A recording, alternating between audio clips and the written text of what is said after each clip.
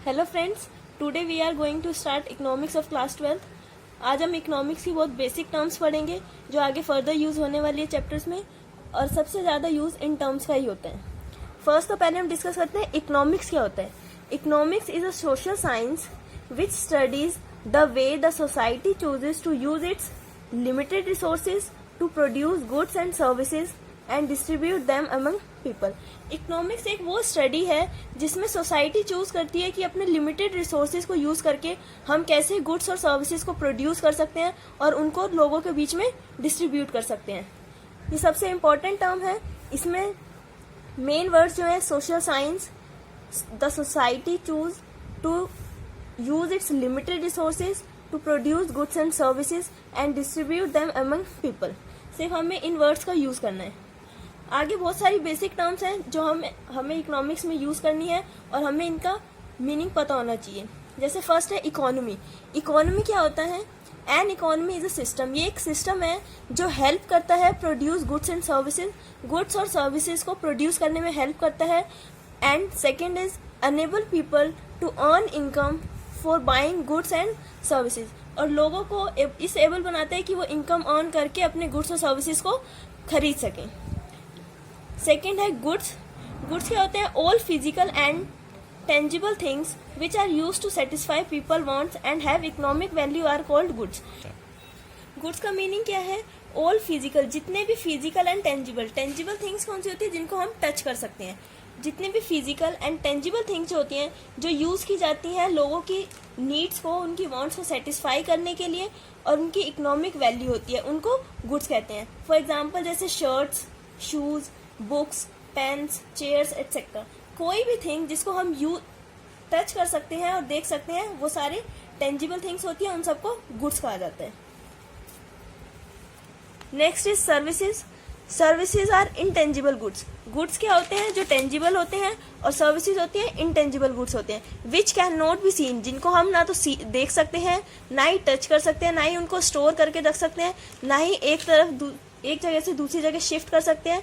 And have power to satisfy people's wants and needs. लेकिन उन services के पास भी पावर होती है ताकि वो लोगों की जो वांट्स एंड नीड्स हैं उनको सेटिस्फाई कर सके।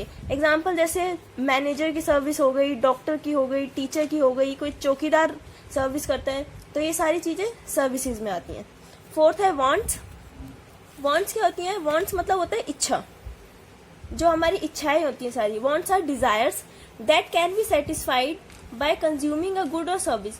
मतलब कि वांट्स हमारी इच्छाएं होती हैं जिसको हम सेटिस्फाई कर सकते हैं किसी भी गुड्स को या किसी भी सर्विसेज को कंज्यूम करने के बाद। अगर हम किसी भी चीज को पा लेते हैं, कोई भी चीज खरीद लेते हैं, उससे हम अपनी डिजायर्स को सेटिस्फाई कर सकते हैं।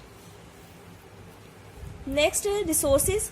रिसोर्सेज क्या होते हैं? Goods and services which are use to produce other goods and services are called resources. Resources होते हैं कि कोई भी गुड्स एंड सर्विसेज हम किसी भी दूसरे गुड्स और सर्विसेज को प्रोड्यूस करने में जो यूज करते हैं उन गुड्स का, वो हमारे रिसोर्सेज होते हैं। रिसोर्सेज 3 टाइप्स के होते हैं: natural resources, human resources, manufactured resources. Resources हमारे पास 3 टाइप्स के होते हैं: human resources, natural resources and manufactured resources. Natural resources में आ जाता है लैंड। ह्यूमन रिसोर्सेज में आती है लेबर या एंटरप्रेन्योर, जो बिजनेस होते हैं, लेबर काम करती है वो। मैन्युफैक्चर्ड रिसोर्सेज में आती है हमारी कैपिटल। ये चारों चीजें, land, labour, entrepreneur and capital, ये चारों चीजें फैक्टर्स ऑफ प्रोडक्शन होती हैं।